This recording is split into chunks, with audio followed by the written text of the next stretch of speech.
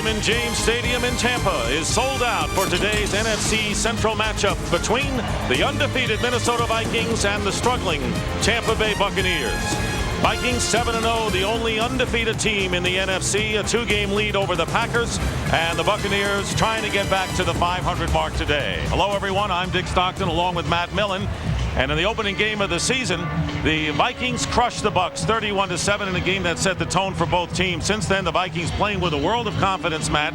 What do you feel is the blueprint to this team's success? Well, I don't think there's any doubt about what the blueprint is. It's their ability to make a big play. And they have big play people. Obviously, Randy Moss and Jake Reed, Chris Carter. But they have other people. Robert Smith out of the backfield. Palmer out of the backfield. Really, they have a number of guys they can go to, and they have depth. And if you look at them, I think the one telling thing for the Minnesota Vikings is this. They did not play well last week, and they still won.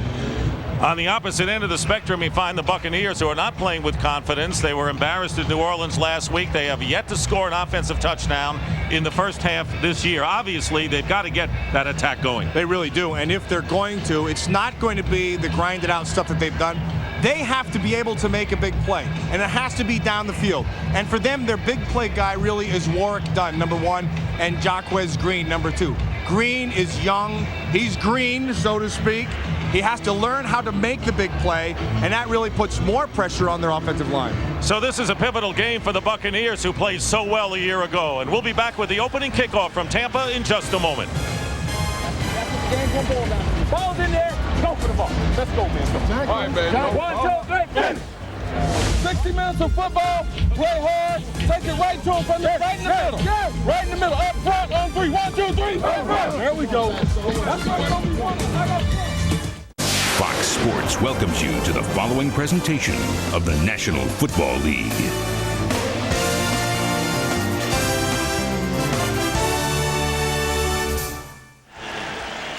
Kickoff moments away right now. Let's go down to the field. Chip Carter is with Bucs head coach Tony Dungy. Thanks a lot, Dick. Coach, with an offense that is averaging just over 13 points a game, what do you have to do to turn it around this afternoon? Well, I think we just have to relax and have fun, especially in the first half, not play so tight, and hopefully we can run the ball too. All right, good luck this afternoon. Dick, they had a players-only offensive meeting on Wednesday. Let's see today if it helps or not. All right, Chip, thank you very much. And the Buccaneers will get the ball first, so we'll see early how their offense responds. I'll tell you this, Dick, I have never, ever been in a players-only meeting that ever worked. What really matters is when you have a players-only meeting on Sunday afternoon around this time. That's usually what it matters. And when they meet in the end zone. Bingo. Mitch Berger will kick off for the Vikings, and you saw Riddell Anthony, one of the top kick returners in the NFC. He's back to receive. Game underway, and a low kick into the end zone, and Anthony will run it out from 5 yards in. Riddell Anthony looking for running room, changes direction, and look at this run back by Anthony, and it gets out to the 35, and it was the kicker, Mitch Berger, who might have saved a touchdown, and he may be shaken up. Mitch Berger slow getting up after he made a big saving tackle on Anthony. Well, and he's your last line of defense, and all he has to do is not let anybody get past him, and it's anything you can do. And he got him down, but he's I'm sorry, I can't. He tackled like a kicker, but he got him down. That was good. A small compliment by my partner. 41-yard return by Riddell Anthony. And let's take a look at the Tampa Bay offense. There is Trent Dilfer, who is hardly playing like the Pro Bowl quarterback he was a year ago, but there have been a lot of missed and drop passes and penalties. The offensive line lackluster last week against the Saints with Gruber, Diaz, Mayberry, Middleton, and Odom. They're up front. As Matt mentioned, Warwick Dunn, one of the big weapons on offense. Bert Emanuel, who had a big game against the Vikings in the opening week before he was injured for a while. And let's take another look, and as Berger starts to get up, what happened on the injury?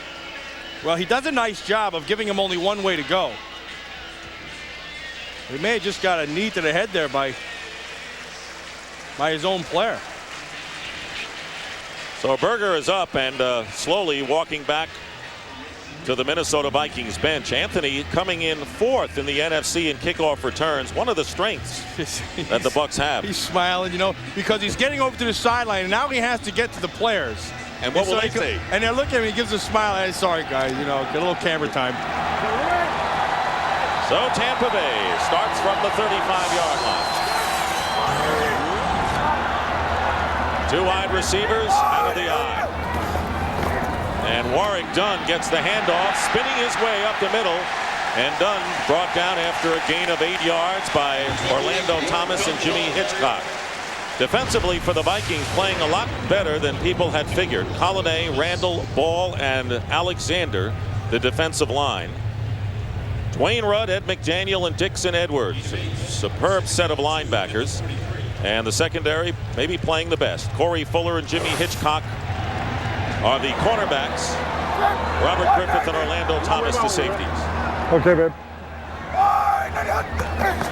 2nd and 2, and here is Dunn trying to go outside, and he'll get the first down. Derek Alexander tackled him, and he got enough yards for a Buccaneer first. Dick, we started the start of the game about talking about big plays. And if Tampa Bay is going to make any big plays, it's got to be Warrick Dunn. And it's how he's going to get that part done. No pun intended. Because they have to get Warrick Dunn in open space. And when he has a lot of room to work, he's very dangerous. And today, I would expect that they'll give him as much room in the open field as possible. He comes out, replaced by Lorenzo Neal.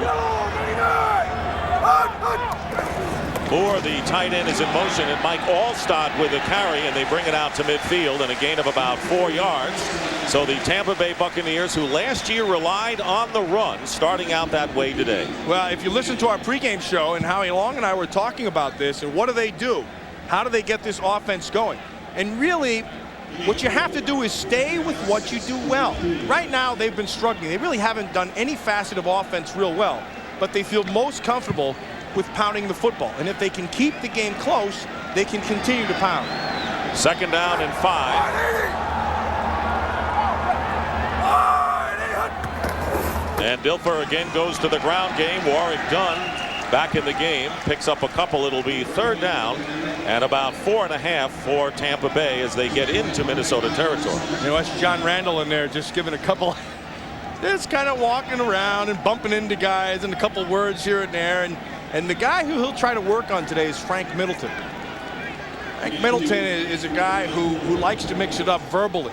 And Randall loves that game. And sometimes what happens is you can get a guy out of his game by getting his mouth running. Gamesmanship by John Randall. He's a master at it. 3rd and 4. 4 wide receivers. One of them is a tight end, Dave Moore. And Dilfer attempting his first pass of the game if he can. And fires wide open up the middle, complete to Warrick Dunn. And inside the Viking 35, where Robert Griffith makes the tackle, and a 15-yard pickup for Tampa Bay. Dick, we talked about making a big play. And this whole ability to move for the quarterback starts with John Randall. Yes, he's relentless, but he also starts with that stunt, which makes Stalin Colonnay come inside. And then watch Dilfer. His ability to not quit and improvise is something that's been missing in this offense. And you can see just by the reaction that it's something they need. And that should do wonders for the confidence level of this team, which has been down. Dilfer's numbers, 1st and 10 at the 34. And a fake. Colonnay on the rush, and a great catch is made, and now it's ruled incomplete. Moore, the tight end, was open, but a great pass rush by Stalin Colonnay, and he very nearly got to Trent Dilfer. Nice job by Dilfer to be able to get that ball off. That's 2 times in a row he's been able to improvise. Night at the Improv with Trent Dilfer. Usually when you run those nakeds, you watch Dave Moore go down, nice call by the officials. You do that against a team that doesn't run that well. Now this Minnesota offense, our defense rather, runs extremely well.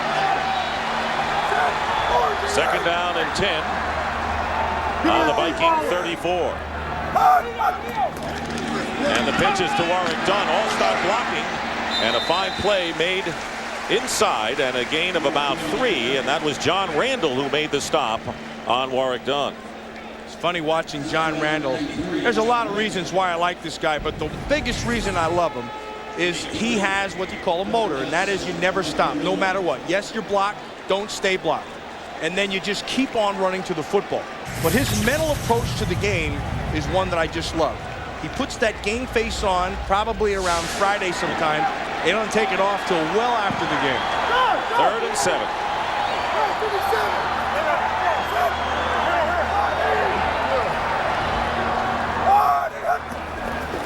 And Dilfer in the pocket, and he finds a receiver, and it's knocked away incomplete. Carl Williams was the intended receiver and deflected away, so that will bring up 4th down for the Buccaneers. Last week they marched impressively on their first drive, only to see Robert Hape fumble on the Buccaneer 3.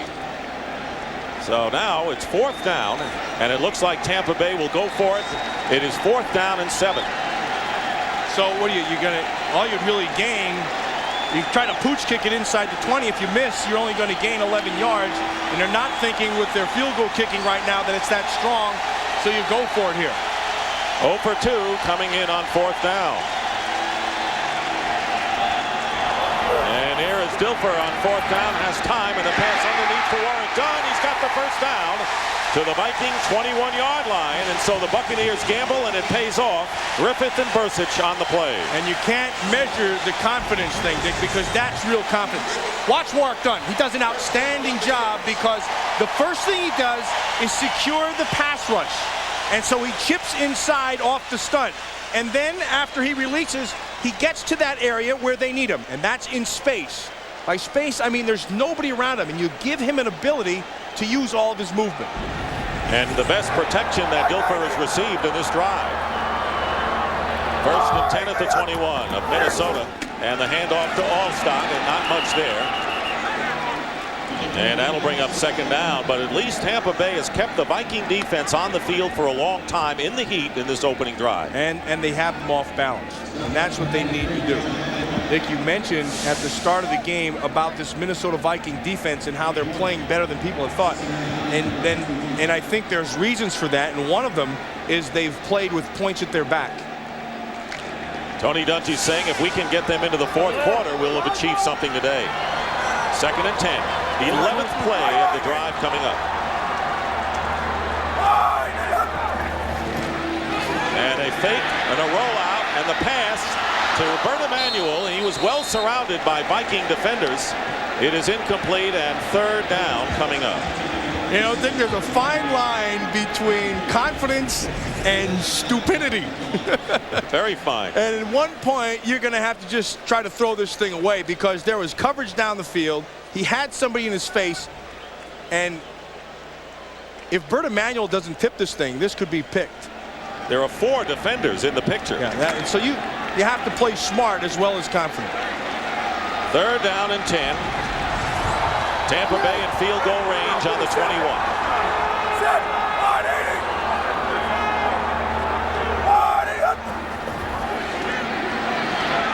Dilfer, and the pass complete to Riddell Anthony, still on his feet, and he gets the first down with a fine second effort motion to about the 10-yard line.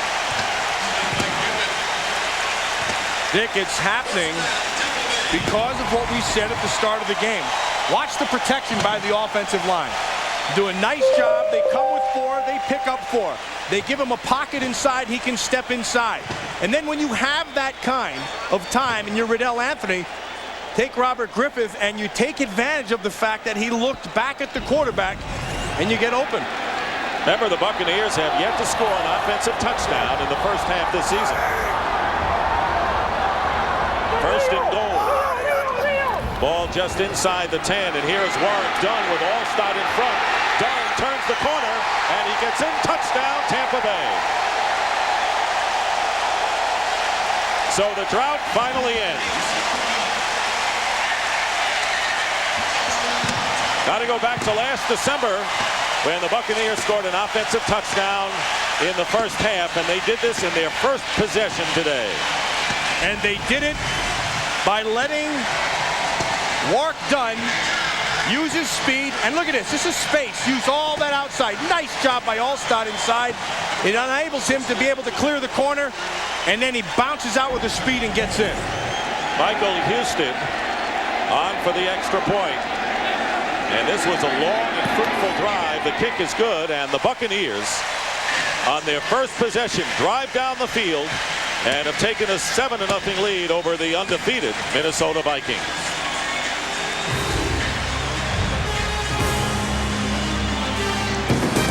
Leading 7-0 on a drive that lasted 7 minutes and 15 seconds, 13 plays. The first half touchdown of the year for the Bucs, and Warwick Dunn accounted for 49 of those 65 yards as a rusher and a receiver. I think we said at the start of the game they had to get the ball into his hands because he's their real playmaker. There is David Palmer, number 22, Mo Williams, 21, as Michael Houston prepares to kick off. Getting a well-deserved rest on the Buccaneer bench. This is a short kick, and Palmer on the 11-yard line, returning for the Vikings. Very dangerous, versatile player, David Palmer, tackled by Jeff Gooch. And that means Randy Moss, number 84. He is the third wide receiver. To the top of your picture, Randall Cunningham on first down gets a lot of time, and the pass is caught by Moss, and a first down for the Vikings. 11-yard pickup. Randall Cunningham doing a brilliant job as a backup for Brad Johnson, highest rated passer in the NFL. Everett Lindsey starting at left tackle for Todd Stussy. And look at the weapons that the Minnesota Vikings have. The running back Smith, the 3 wide receivers, and David Palmer, the all-everything threat. First and 10 at the 35. Play fake. Cunningham's pass, and Andrew Glover, the tight end, makes a tremendous catch and carries defenders to the 35-yard line of Tampa Bay, good for 30 yards. Dick, we talked about all the weapons they have, and clearly they have a ton of them, and here's another one. Andrew Glover, who I believe this year is playing much better than he did a year ago because he's comfortable with the scheme. And that's a heck of a ball. It goes up and pulls down. It's high. And the difference in that play was Mincy had to wrap his arms. He went for a hit instead of the tackle. And the Buccaneers may be vulnerable in the secondary, which we'll tell you about. First down on the Tampa Bay 35. Again, Cunningham has all day. And now taking off all the time out of the pocket. Now he's a lot more judicious, and Hardy Nickerson puts the stamp on after a gain of 8 yards. The Buccaneers defense, and this is unquestionably the strength of the team. Tyoka Jackson starting for the 4th game in place of Chidi Ahanatu. Superb linebackers, especially Derek Brooks. But this is where the Buccaneers may be tested today. Rookie Brian Kelly in his first NFL start. Rondy Barber in his second NFL start, the corner. 2nd and 1.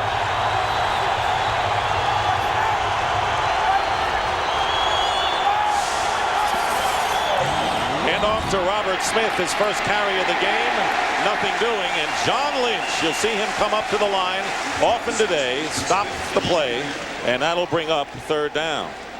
You know, Dick, this Tampa Bay defense has a little bit of a dilemma. They like to play a soft zone, and they like to keep Lynch deep, but in this game, the Minnesota Vikings will give you formations where they're going to force Lynch to have to make a decision what he's going to be. 3rd down and 1. David Palmer is in the game. So now you have 4 wides. Palmer's right here in the slot.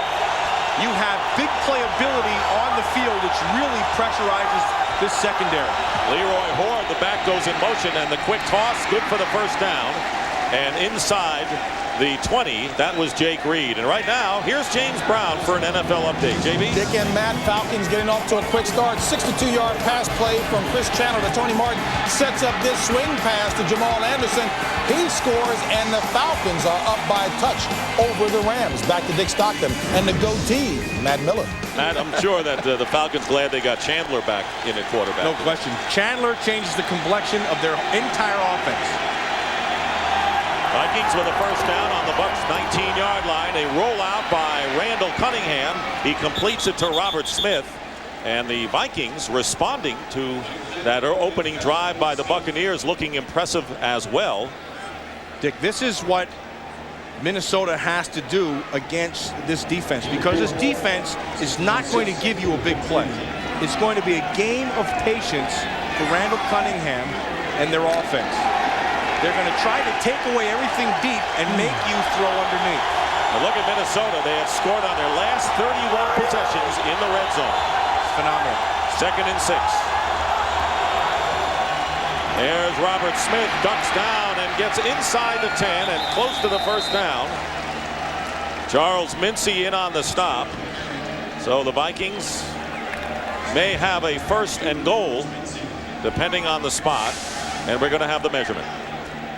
Well, regardless if it's 1st and goal or not, if you're at Tampa Bay, you better start sniffing number 80, because he will eat you alive down inside.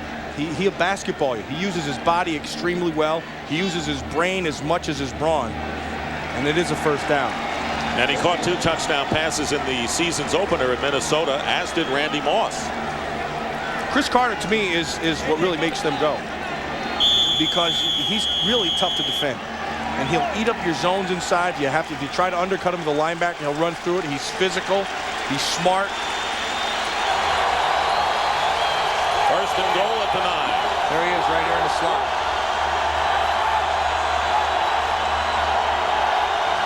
And Carter in motion.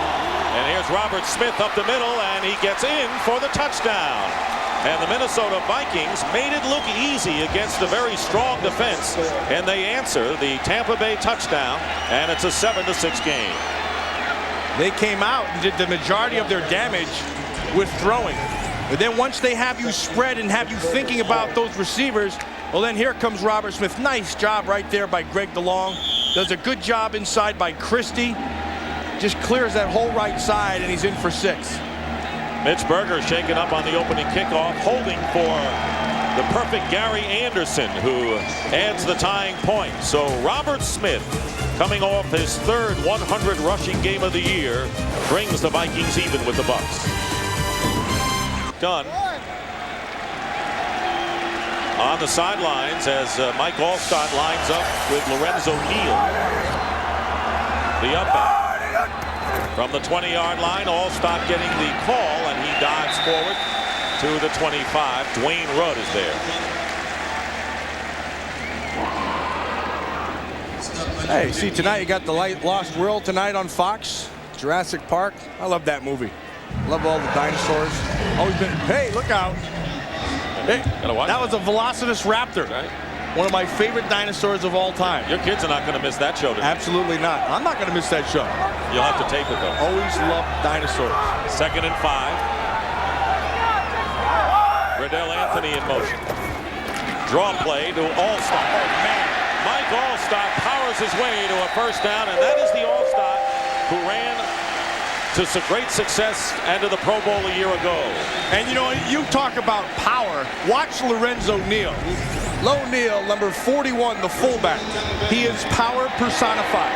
And he's going to take Dwayne Rudd. That's called a head snapper. You see that? Rudd sees it, reads it perfectly, attacks it, and Low Neal just lowers the boom on him. Gets that head snapping and gives him that first down. This is the physical style that Tony Dungy has longed for since the season started. First down at the 31.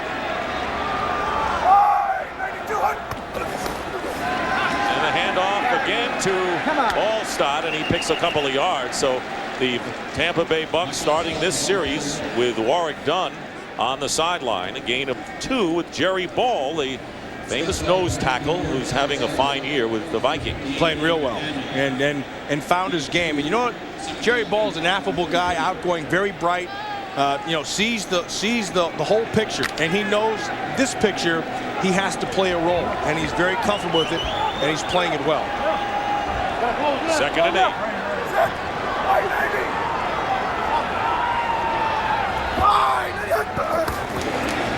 This is a play fake. Plenty of time for Dilfer. going deep up top to Bert Emanuel, and the pass incomplete, and covering him well downfield was Jimmy Hitchcock. Well, Hitchcock wasn't going to get beat deep, and he played it smart. See, he uses his cushion, and he doesn't let it get eaten up. And that's why you have that cushion right there. They tried a little bit of a double move with a pump. Hitchcock just kind of let it breathe and then goes and runs with it. But I think the bigger picture for Tampa is that they push the ball down the field. And the play selection last week, Tony Dungy not at all happy with the ratio of 18 runs and 44 passes in a close game. Today, they're running the ball more. 3rd down and 8 on the Bucs 33. Warwick Dunn has come back in the game. Trent Dilfer going to Dunn, who holds onto it and gets the first down. And Moore close to midfield. Warwick Dunn, he is the X factor apparently today in a gain of 14. He should probably be on the X-Files. Yes. I'm thinking. Because what they're doing with him is very smart. Mike Shula, the offensive coordinator, has been under fire down here, but he's no dummy. You know, you call up Pop and you say, hey, Dad, what are we trying to do with this? And one of the things you got to do is you've got to get him and keep him in space. And he is very, very outstanding in space. And, he's an astronaut. Might call him John Glenn Dunn. Very timely, Matt. That is the end of the first quarter with the score. The Vikings 7 and the Buccaneers 7. Fox NFL Sunday will continue after these messages and a word from your local Fox station. Sunday on Fox. Begin the second quarter. Dick Stockton and Matt Millen tied at 7. The Buccaneers with a first down on their 46-yard line. And the pitch goes to Dunn, and on the reverse to Riddell Anthony. Anthony turning the corner, and Dixon Edwards, not to be fooled, turned what could have been a big gain into just an average gain of only 2 yards. Less than average at that. Well, I'm laughing because Riddell Anthony had such high hopes as he turned the corner. And he just knew he was going to go someplace, and all of a sudden, here comes the defenders. The cavalry showed up, and he turned it into nothing. Watch this. He turns the corner. He's feeling so good about himself. And then here comes the group to put the thumb on him. Looked good on the blackboard. Looked real good. He's feeling so good. I'm running so fine. Bang. 2nd down and 8.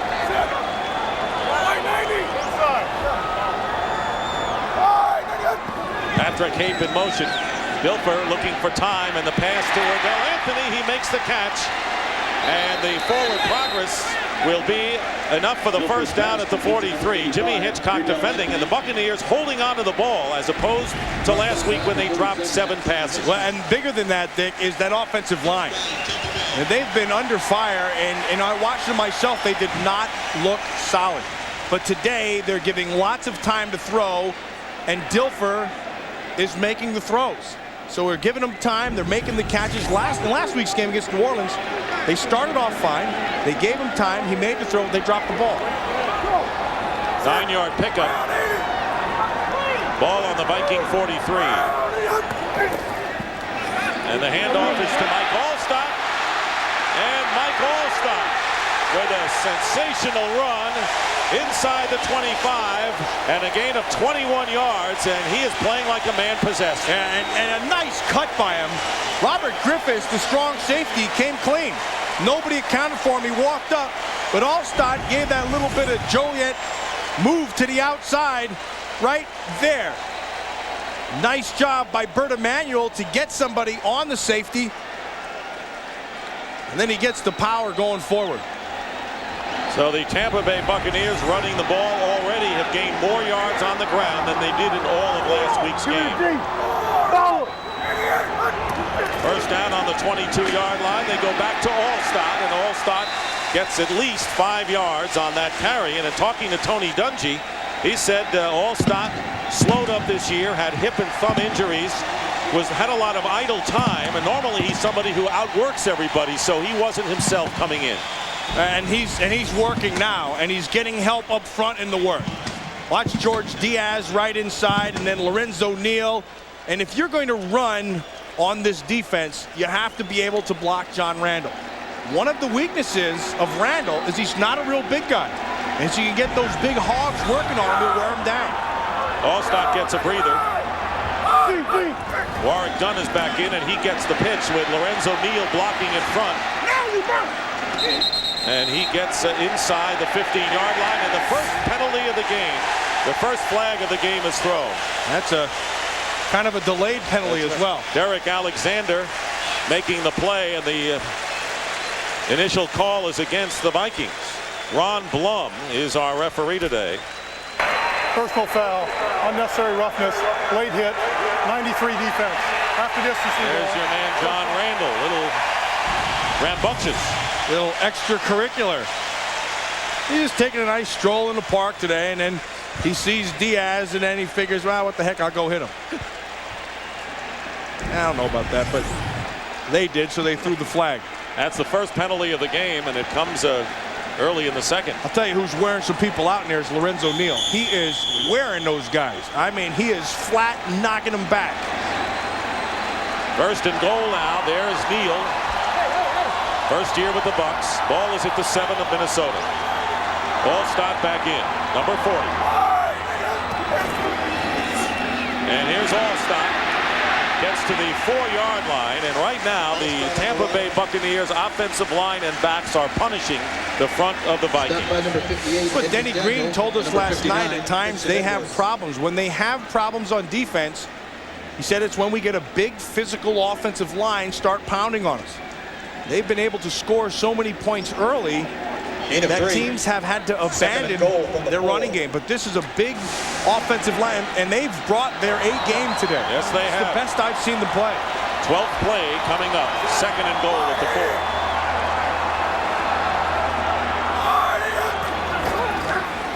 Here is Allstott.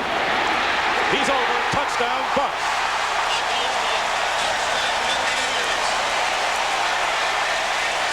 Dunn and Allstott, who did so much last year for Tampa Bay when they went to the playoffs. There's a flag down, by the way.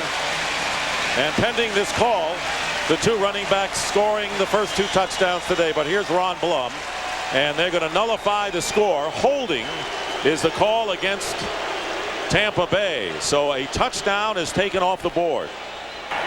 Holding, 83 offense. Penalties enforced from the spot on the Dave foul. Moore, the tight end, a costly holding penalty. Yeah, he was blocking right up top. He's going to be blocking the outside backer. It's Dave Moore.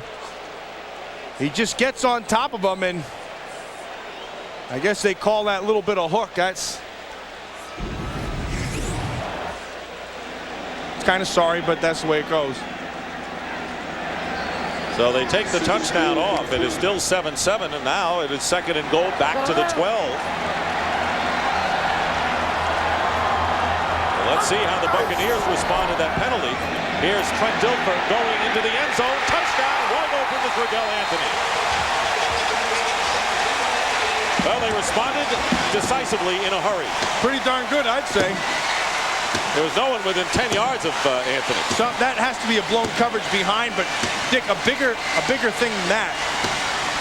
I don't know what's gotten into this offensive line. Somebody must have spiced up their breakfast. They are playing very, very well. Play action now. If you'll notice, look in your picture. You see any white jerseys? Nuh-uh. The offensive line has completely nullified the defensive front of Minnesota. And Trent Dilfer, and you can see the confidence rising with the Buccaneers. Michael Houston with the conversion is good, and the Buccaneers have taken a 14-7 lead. More important, responding from the holding call that took. Buccaneers regain the lead 14-7, and only the 3rd touchdown reception by a wide receiver this season. 80-yard drive, and Mike Allstott, the workhorse, with 7 rushes for 44 yards in that drive. They should also put a picture up there of Lorenzo Neal, who's wearing some people out. Yeah. Michael Houston kicking off. Here's David Palmer on the return from the 4-yard line, and Palmer doesn't go anywhere, and a flag is thrown from upfield. Tony Bowie got to him first, but there is a penalty. Heck, flag went one way, ball carrier went another, helmet went the other. They're going to pick up always the helmet first. Yeah, always glad to see there's no head in there. You know, that's the good thing. You kind of breathe a sigh of relief. Just happy you can breathe. when it's an empty helmet. Ron Blum.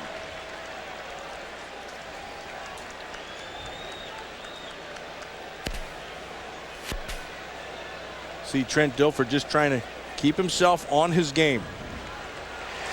They're going to take this one back. That'll be half the distance. Dilfer, when I watch him even in practice. Personal foul, unnecessary roughness, 31 of the receiving team. Half the distance to the goal. Wayne Butler. Timeout. So they're going to go half the distance. There's Butler. Timeout here. B. By Taco Bell. Want some? By Aetna for what matters most, your health and financial security. And by Norelco for an unexpectedly close shave. Put it to the test. The Tampa Bay Buccaneers undefeated at home this year, 3-0. Defending against the Vikings who start from their 10. Randall Cunningham, the quarterback, is going to put it up on first down. And wide open is Jake Reed. And Reed gets a few extra yards and a big gain this time of 27. I want you to watch this touchdown. Orlando Thomas is back here and he's watching Trent Dilfer. What he's looking at is his eyes right there. You see, when he looked outside to Anthony, he drove it. And by driving that, he comes over too much and Riddell Anthony gets the 6. Now watch these guys. See, one of them is saying yes, yes, yes, and the other one is going, I'm hip, I'm with it. First down for the Vikings on the 38. Robert Smith is pushed back. And finally, Warren Sapp puts the cap on. This is just the first of the doubleheader and a big one on Fox today. Next, the 49ers and the Packers. And they met in the NFC title game last year in a great duel coming up at quarterback. Brett Favre and Steve Young. Packers have yet to lose to the 49ers since Mike Holmgren left the 49ers to become the head coach of Green Bay. Dick, you and I had that game when San Francisco played the Green Bay Packers and Steve Young was all they had. They had no running game. But right now, that's what Brett Favre has to look at.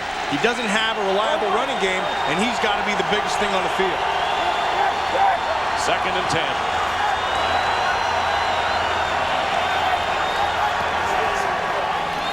Cunningham giving ground and a screen pass to Robert Smith.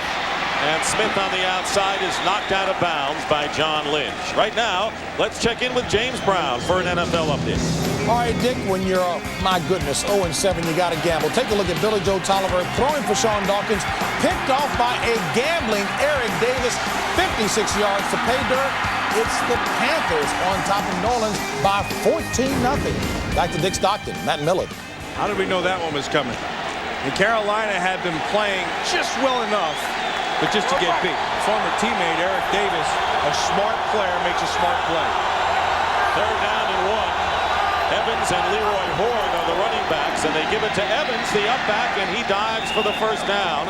Good call by the Vikings. Brian Kelly, the rookie cornerback, making the tackle, and a gain of 7 yards. As you see, Smith coming back in with Reed and Moss, and the Vikings again in their second possession in Tampa Bay territory. Now this again gets down to patience for the Minnesota Vikings, because this Tampa Bay defense is going to give them room underneath, but they're not going to get beat deep. There's the difference in the running game. There's Randy Moss down the bottom of your screen all by himself right now. On the 46-yard line, here is Robert Smith with a nifty run and getting about 9 on that play. Robert Smith with a 57-yard touchdown run to break open the game against the Lions last week, and an injured player down on the field. Viking is slow getting up. That looks like David Dixon, their right offensive guard. And that's a big piece of humanity. They've already lost Todd Stussy today, their left tackle. We'll be right back. I can't really tell what happened, but I want you to watch this offensive line. Offensive line really is where the whole game is won. And right now, David Dixon, number 71, he's going to take on Hardy Nickerson. Bang, right there. And I think something got up into his eye, but a nice job of the offensive line of everybody on a man and playing well together as a unit. Matt Burke, a rookie from Harvard, has come to replace him. 6th round pick, 2nd down and 2. On the Tampa Bay 38-yard line. Randall Cunningham looking for a receiver, and the pass off the hands of Chris Carter, incomplete, and it'll be 3rd down and short. Very, very dangerous by Rondé Barber on the outside, but a nice job of this defense of Kelly on the outside. See, that's where he wanted to go right away, but Kelly jumped his coverage. And I want you to watch what Chris Carter does. He's physical, smart. Now here's the danger. See, Rondé Barber took his eyes off him. You can't do that, because Chris Carter, he'll basketball you and beat you. That was the first incompletion thrown by Cunningham. 3rd down and 2. David Palmer is in the lineup. Quarterback sneak. And a flag is down. So Randall Cunningham calling his own number. And let's see if he got the necessary yardage, and we'll find out who the penalty is against. Dick, you know, Randall Cunningham changed the way quarterback sneaks are run. There is no foul on the play. We're going to measure. And prior to Randall Cunningham, what they used to like to do is just take the snap, bury your head, and try to drive behind your center. What Cunningham does was unique. And he would take the snap and take a step back and kind of let it develop, and then he'd slide into a crack, and he really does an excellent job when he does that. And now most teams attempt the quarterback sneak that way. That's what they do. Ooh, shortage. By an inch. Short ski. See how he takes that little bit of a delay, and then he waits for it to develop. That's a nice job by Hardy Nickerson to fill in that hole in a hurry. Now, games and toughness of teams are judged in short yardage and goal line. This is the Vikings' first 4th down attempt this year. Tampa Bay was successful on the opening series. 4th and inches. And the quarterback sneak, and he's got more than enough. 1st down to the 35-yard line of Tampa Bay. So the Vikings successful on their first 4th down attempt this year. And this has been a fast-moving first half. Unbelievable that each team has had only 2 possessions. This is only the 2nd for the Vikings in the game. Been good offense and average defense. David Dixon has come back in, Matt. And just as you start talking about Randall Cunningham, he takes a step, he takes a snap right there and just dives forward. Just like we said.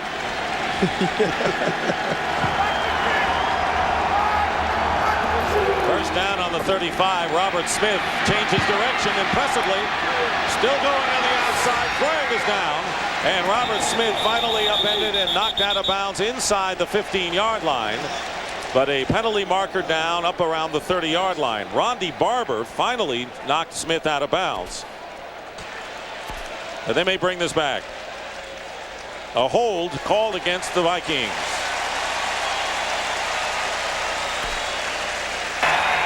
Holding, number 84, offense, 10 yards. Randy Moss, Repeat first the down. rookie wide receiver.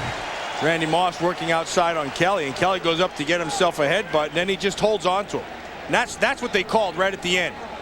And that's where the flag comes from. What you don't see on that play is what makes Chris Carter so good. Chris Carter took Derek Brooks and blocked him 15 yards down the field. Couple of rookies. Moss has to learn that part of the game. And I said this earlier, I'll say it again. Weakness or strength is his weakness. When he gets a little more physical, Randy Moss will be a complete one. Kind of a string bean right now. 1st and 14, back to the 39 following the holding call. Flag down again, and a screen pass to Leroy Horde. Stumbles forward to the 33-yard line. Will be shy of the first down by about 8 yards, but we have another flag. And this one will be another holding call, 2 in a row against the Minnesota Vikings offense. That's rare.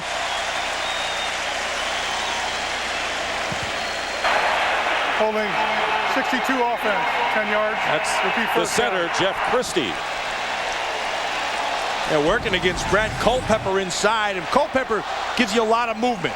And he also is a smart guy. Now you're working within the framework. That's a pretty good play by Christie. I'm sorry. That's usually they don't call stuff like that. I think Jeff Christie's having a really good year. I think better than he did a year ago, and I thought last year he took a big step. But the penalty against him puts the Vikings back to midfield practically, where it's 1st and 24. Randall Cunningham gets hit, but he gets it off to Horde, and Horde is hit by 2 members of the Buccaneer defense, picks up only 5 yards to the 44. Well, it's never been shown on cable, premium movie channels, or any other networks, but tonight on Fox with new scenes and 2nd down and 19. 14-7, the Bucs lead. Cunningham fires to Tate, who's open, and he makes the catch. And now it's knocked away. Ooh, I don't know. It looked like Tate right had on top of possession, it. but John Lynch and Mincy both there jarred it loose. It appeared he caught the ball at the 5 and went in, but the officials ruled incomplete. Well, he was right on top of it, so he had to see, because the question is whether or not he's going to have control. That's a beautiful picture of a ball, and at the bottom of that is Tate. Now there's the catch. Oh, baby, I don't know. Now we're looking at that. See, we're looking at that in super slow motion. Yes. Now here it is again. He goes up. 1. No, it came out. Good call. At least that's what we're going to go with. That's right. Timeout called by Randall Cunningham. It'll be 3rd and 19 when we come back. Timeout here in Tampa. The Bucs lead 14. I want you to you make your own call right here to Robert Tate. Now, to me, I would say 6 points. But to the official, it has to be a visceral decision. And he's right on top, and he says no. To me, that looks like 6. Here it is again. Robert Tate up. They say no. 3rd down and 19 after the Vikings use a timeout. Cunningham, plenty of time, and he's going deep and making the play in the end zone. Touchdown. Jake Reed makes a great catch on a tremendous throw.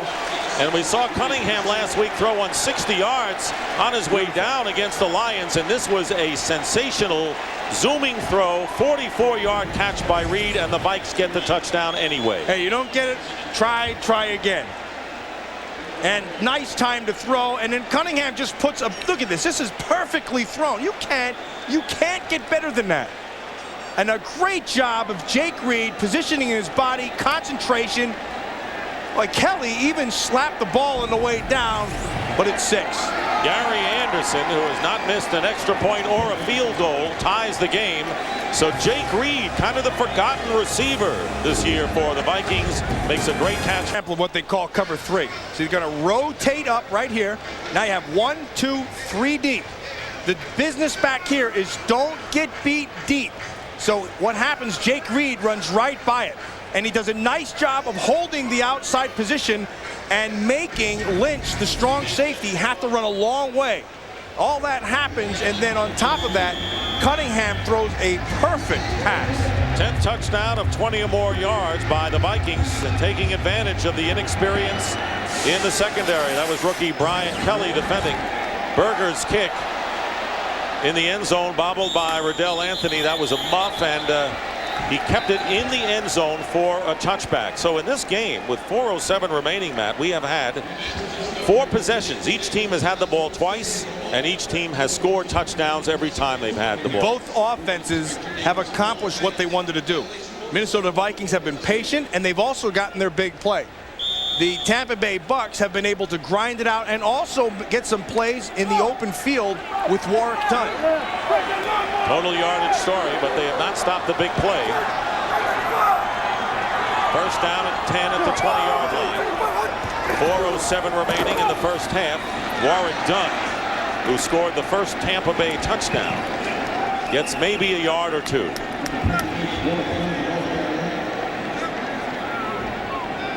You know, Warwick Dunn, not the biggest guy in the world. And sometimes from a defender, you watch this. Now you're Ed McDaniel, you're down there. You try to find Warwick Dunn. You're working off somebody, and he hides. Remember the Kansas City Chiefs with Mike Garrett? And they would hide behind that monstrous offensive line. Well, Warwick Dunn is the same kind of guy. Now, from his vantage point, he's just looking for a little bit of daylight. And he uses that vision and those great feet to find something. Rookie of the year last season.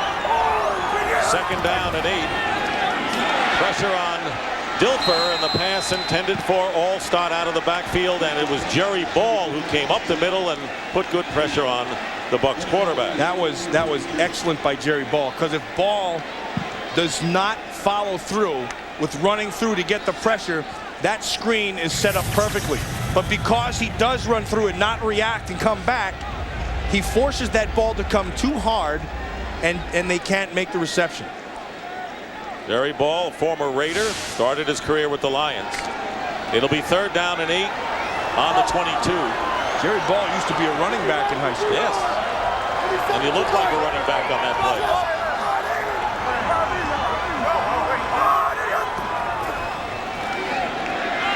Dilfer being chased by John Randall. He gets away from Randall, and the pass to the sideline, Bert Emanuel, and they rule that he has made the catch. That's a good call by the official. First down for the Bucs. Excellent call. I believe that's Al Jury down there, who's been down for a long time and does it perfectly. And this is another night at the Improv again from Trent Dilfer, because John Randall gives his spin move, and Dilfer stays with it, then buys time. See, he slows himself down. And Emanuel does an excellent job of coming back to the ball. I'm open. Let me make sure I have the first. Now watch this.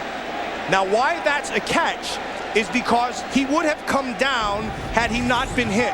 But because the hit drove him out, they give him the reception. Orlando Thomas made the hit. First down Buccaneers. Play action fake from the 37, and the pass to Emanuel. He's got it, and now it's incomplete. And Emanuel complaining to the official. You can complain all you want. Once that official waves those hands, you're not changing the thing. Back.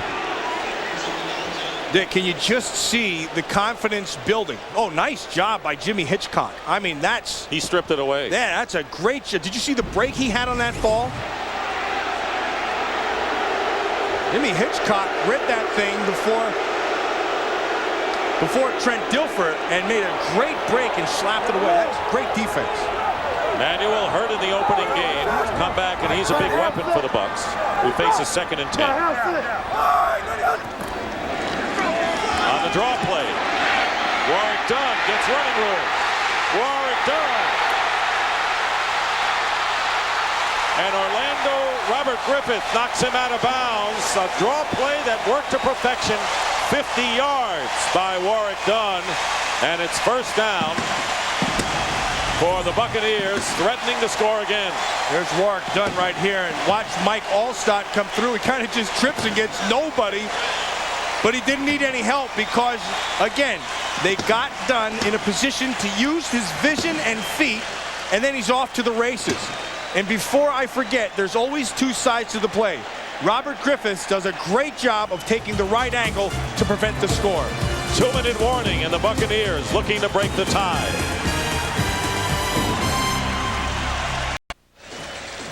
Two-minute warning here in Tampa Bay. 14-14 the score. Coming up on the Visa halftime report. JB, Terry, Howie, and Chris scores and highlights. All coming up on the Visa halftime report. First and 10 at the 13 for the Bucs. Here's Dunn.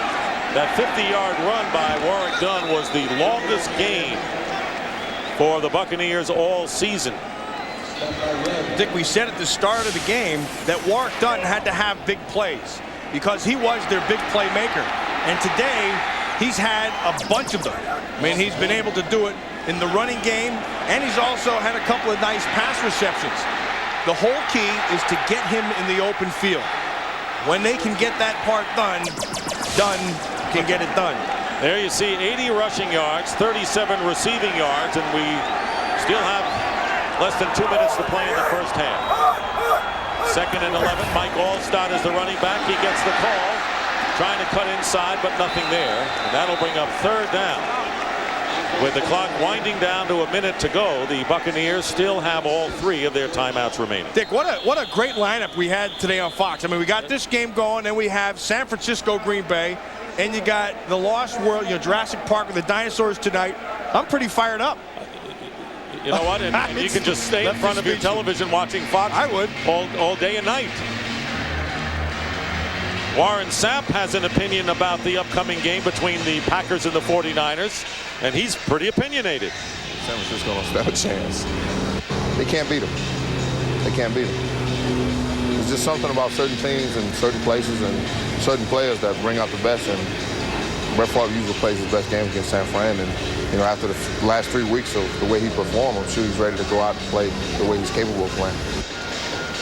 You agree with him? I don't think they don't stand a chance. I think Warren Sapp has his own reasons for making that statement, and the one is he has great respect for Brett Favre, and he knows what kind of a player Favre is. But you can't undersell Steve Young in that offense, because I believe this is the best 3 wide receiver package this side of Minnesota, because Minnesota has themselves a fantastic one, probably faster than that group. Second half of our Fox doubleheader. 3rd down and 10. Dilfer chased from the pocket, looking for a receiver. He has Warwick Dunn flagged down, and Dunn is stopped short of the end zone. Penalty marker down. Yeah, I think that's going to go. Yeah, offensive pass interference. So they'll bring that back. The Bucs called for the foul. Ron Blum. Pass interference. 87 offense. 10 yards. Repeat 3rd down. Emmanuel might have pushed off. Working on Jimmy Hitchcock. Remember, you have a 5-yard bump rule for defense. Ooh, I don't like that one at all. I don't either. It looked like it was all in the course of the play, man. So instead of the Bucs getting the ball down at the 2, it'll be 3rd and 20. Trent Dilfer, though, he knows who has the hot hand. And he just saw that highlight package that we gave of Warwick Dunn, and he's going to go to him again. Rookie Jaquez Green, number 81, lined up to the top. Dilfer goes underneath to Dunn. Warwick Dunn, head down, is stopped at about the 10-yard line, short of the first down by Ed McDaniel, the middle linebacker. 40 seconds showing, and the Buccaneers will call a timeout. Now they indicate the Vikings have called a timeout. 40 seconds to go, so Minnesota would only call the timeout, Matt, if they think that they'll get the ball back with a chance to do some business. Well, I mean, Dennis Green knows he has some weapons, and 40 seconds is plenty of time to be able to come back and score 6, especially those guys they have outside. But Trent Dilfer, though, is smart with what he's doing here. I mean, that time they just tried to run everybody off and then get what they could underneath. High percentage, give their field goal kicker a little bit more room, and then you just dump it to Warwick Dunn underneath. Dunn's having a phenomenal day. Yes, he is. Dilfer is having a very smart and efficient day as well. Michael Husted, who has struggled, will attempt a 29-yard field goal. He is 6 for 9 on the year, and he missed 2 kicks last week against the Saints. But he did hit on his longest, 52 yards in that New Orleans game.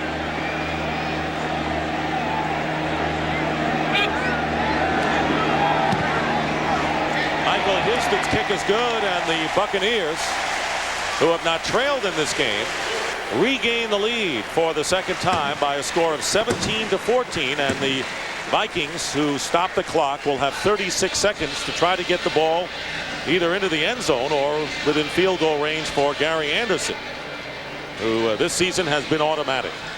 The confidence that Cunningham is playing with is what Trent Dilfer is looking for. When I watch him, I think Trent Dilfer beats himself up a lot, and he's thinking all the time about how do you get better? What's wrong with this offense? What am I doing wrong? He's always got stuff going on in his head, and I think when he gets to the point to let that go, I think he becomes a better player. That may be the relaxing aspect that Tony Dungy mentioned to Chip Carter before the game. He can just that's a good relax. call by you. I mean, that's a real good call, Vic, because I think that relaxing is what I see in Randall Cunningham, and it looks to me like maturity. That Randall Cunningham is relaxed. You can watch him. He just, as he's playing, you can see him relax as the game unfolds. And he's letting the players make the play. He's definitely a different man than he was. No question. No question. Husted will kick off. There you see many of the weapons that the Vikings have getting set to get back in there. Palmer already on the field, getting set to return the kick. This one by Houston in the end zone, returned by David Palmer. And Palmer slides to the 20-yard line with 30 seconds remaining in the first half. This has been an offensive show. Minnesota's 2 possessions, 2 touchdowns, 186 yards. Tampa Bay, 2 touchdowns and a field goal in 3 possessions. Yeah, I think that's the key. And if you look at that, 2 plus 3 is 5. This is the 6th possession. I'm pretty good with math. It's only the 6th possession of the half. The offenses have just been, well, I can't tell if it's great offense or if it's just average defense, but I tend to think that it's outstanding offense. First down at the 20-yard line. Vikings out of timeouts. 30 seconds to go in the half. Trailing by 3. Screen pass to Robert Smith, and he scoots out of bounds. Stopping the clock with 23. Vikings have scored 3 times in the final 2 minutes of the first half. And they're trying to make it 4 for 4, but they're going to have to go on top a little bit to get even close to putting it in field goal range for Gary Anderson. Well, he's going to have to take a shot down here. You have 23 seconds, but you have 0 timeouts. So now would be the time to use the full field to take your shot down the field. Second down and 8. Cunningham stepping up. Let's go. He's got Randy Moss, and Moss has it and stops the clock, goes out of bounds. A first down, a gain of 41 yards, and the ball is at the 37-yard line. Floyd Young covering. It's inexcusable by Floyd Young. Who cares if they catch the ball underneath? Do not let him get over the top. Now, it's not entirely his fault. He's trying to push that outside and buy some time so his safety can get there. But in this situation, when you're in 14 seconds, you can't let him get on top. You have to force him to run underneath you. Second catch for Moss. First down at the 37. 14 seconds remain in the half. Cunningham, and he completes the pass to Robert Smith, who goes out of bounds, and they are in field goal range for Gary Anderson.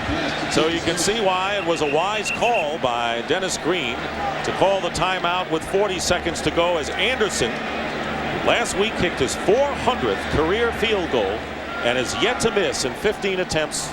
Trots on. Did you just put the old Wamsky on him right there? Just telling facts, man. That's the fact. You don't make the news, you just give it. That's been our policy here. This will be a 44-yard attempt. Berger the holder. 7 seconds remaining in the half. Gary Anderson's kick, and it's good. So he is 16 for 16, and his time runs out. Gary Anderson, who has been a tremendous, reliable kicker for Dennis Green this year, ties it up after Randy Moss made the big catch. And that is the end of the first half here at Raymond James Stadium. I think what a great first half of football. Great first half of offense, and it promises to be the same in the second half. 44-yard field goal by Gary Anderson, and everyone has connected in every possession in this game. The Vikings and the Buccaneers have had the ball 4 times, and they have scored every time. Now, for me, one of the things that'll go unnoticed, but an excellent job, and we mentioned it a little earlier, Dennis Green's decision to take the timeout, to give him just 40 seconds. That's all he needed. Knowing that he has enough. You pointed out the fact that he's got the weapons to get the big plays downfield. So the Vikings, I would think, have to like their situation, considering how Tampa Bay started the game. Plus the fact that they get the ball to start the second half. You've got to like that. Vikings trying to remain undefeated, 7-0 for the 3rd time in their history. And the end of the first half with the score, the Vikings 17 and the Bucs 17. Fox NFL Sunday will continue as JB, Terry, Howie, and Chris will bring you the Visa halftime report after these messages. Back at Tampa Bay, where the Buccaneers and the Vikings are tied 17-17 at halftime, and our internet halftime. For those on the internet, this week's You Call It bonus question. Which team will have the most penalties in the second half? Log on to foxsports.com to play You Call It. And we continue with the internet. Part 2, Ask the Pros, and we found one in Hockadaqua, Pennsylvania. Today's question comes from Andy in St. Paul, Minnesota. And the question for Matt Millen is, how much of an advantage does Tony Dungy have since he coached with Dennis Green in Minnesota? Good question, man. That is a good question, Andy. And the answer to that is he has a pretty good of advantage because he understands how Dennis Green operates and what he tries to do and get out of his players. What he doesn't have now is a feel for Randy Moss and the way they're running that offense. But he has a pretty good feel for Brian Billick, the offensive coordinator, and Denny Green. So I think that goes a long way, especially in the stretch run of this game. All right, and the second half coming up shortly, and we'll return to Raymond James Stadium for the start of the second half after these messages from your local Fox station. Look now at the halftime statistics, and the big surprise, you don't often see it, neither team has punted yet in the game. Well, that's just indicative of all this. The total yards at halftime, I mean, both of them are onto 500-plus yards of offense. And again, it's not like it's been bad defense. It's just been the offenses have been playing extremely well. Good execution. Very, very well. That man's had a big play in it. Warwick Dunn with the big plays, which this offense has been lacking. But a good point made by Howie Long at halftime, and a week ago the Vikings trailed Detroit 13-10. Came back and won with a big third quarter. Let's see how they come back here. Although they're dead even as Michael Houston kicking off David Palmer from the 4-yard line, returning for the Vikings. And Palmer carries it out to about the 25. One big part you see with this offense has been the 3 wide receivers and the big plays down the field. Their total plays, I mean, half of them, more than half, have gone with that 3 wide receiver package. And here's the deal. I think when you have this, you have a lot of pressure on your defense. You can see 175 yards, 2 scores. The interesting thing is Chris Carter doesn't have a catch. You have the big plays down the field to Jake Reed, Randy Moss right before the half. They present a lot of problems in coverages. And right now, they've opened again with that 3 wide receiver package. Robert Smith up the middle. Picks up 3. Remember, we said at the start of the game that patience was going to be the key for this offense. And you can see pushing it down the field is what Tampa wanted to take away. But look at this. 4 out of 5 and the big score. And he has had patience underneath. 6 for 6, 7 for 7. 7 out of 8 from 15 on in. Moss goes out. 2 wide receivers on 2nd and 7. Play fake. Cunningham drills it. Wide open near midfield is Andrew Glover. And that is the second big catch by Glover for good yardage. That added up to 25 with Mincy and Lynch, the safeties, making the tackle. And you can see Chris Carter working outside. This is, again, going against the zone. And sometimes what he's doing is his job. And what that is to draw that corner outside. Because Randall is reading that. And because that's gone, the safety bit up front, here comes Glover for a big catch. And Moss is back in. 3 wide receivers on 1st down on the Viking 47. Robert Smith looking for running room. None there. And there'll be a loss on the play. And Jeff Gooch talked about the outstanding linebacking that the Bucs have. Dickerson and Brooks get a lot of the credit. Gooch that time. Interesting now, and the answer to their 3 wide receiver package for Tampa Bay, which is interesting to me, is that they haven't gone to nickel. They've gone with their base personnel, and they've taken Derek Brooks, and they've run him up.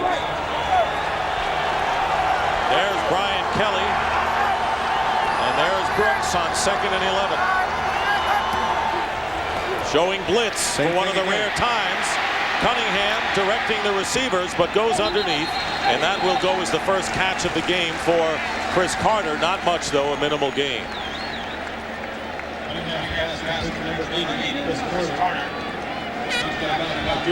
Well, in the crowd today, George Steinbrenner. There he is right there. Yeah, the Yankees principal owner, fresh from a impressive world championship season by the New York Yankees. Red McCombs, the Viking owner, could not make it. He was slightly ill, so he's not here today to see his Vikings. 3rd down and 9. David Palmer, the 3rd down threat, is in there.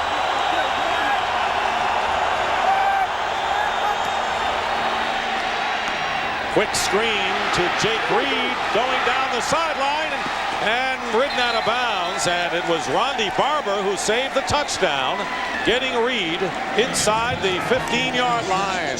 Well, Dick, a roll of the dice by Tampa Bay. They come with a blitz up inside, which means you're manning up outside. This is Floyd Young on Jake Reed, and Floyd Young just swing and a miss. Speaking of the world champion New York Yankees,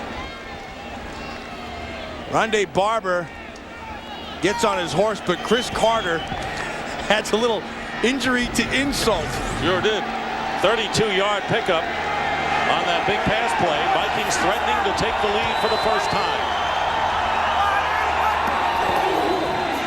Hand off Charles Evans, and a fake to go to Smith. Oh, nice tackle. And Smith on the good fake. Tried to hit Charles Evans inside and a flip outside to Smith, but Ronde Barber did a real nice job of getting a shoestring tackle outside. Loss of 1 on the play. This is an easy thing to do. I mean, Floyd Young just showed you earlier how tough it is. The difference in the plays, however, is Barber gave himself a chance by position. Made his first NFL start last week at cornerback, the brother of Tiki Barber of the Giants. Only his second year. Timeout called by the Vikings. I see you! I see you! I see you! Come on! Stop it up! Stop it up! Fox NFL Sunday is brought to you by GMC Sierra, for those who demand more from a truck.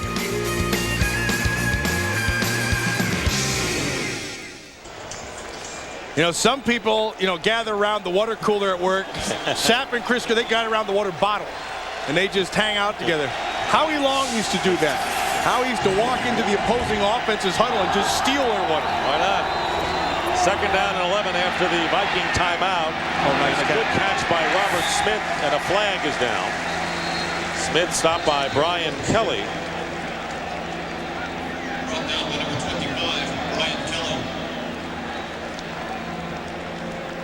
And it'll go against Tampa Bay.